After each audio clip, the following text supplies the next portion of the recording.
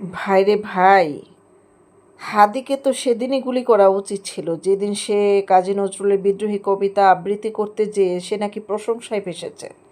সেদিন আমার বিশ্বাস যদি এই জাইঙ্গা উপদেশটাও সেখানে উপস্থিত থাকতো, এই যে এই রাইফেলটা হাতে নিয়ে, তিনি নিজে গুলি করতে বাধ্য হতেন, কারণ সে এমনভাবে সাউয়া ফাটাইয়ে দিছে কবিতাটাকে।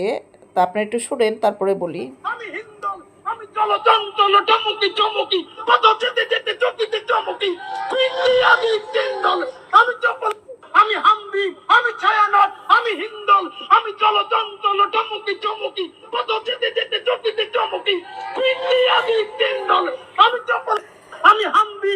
আচ্ছা, ওরা ধমক ছাড়া কথাও বলতে পারে না, ধমক ছাড়া কবিতাও পড়তে পারে না। সাউয়া ফাটানের যে এই ধমক দিছিল, ওই কবিতার ভিতরেও বারবার বলতেছে আমি সাউয়া ফাটাবো, সাউয়া ফাটাবো। এমনই আমি শুনতে পাচ্ছি আর কি। আপনারা কি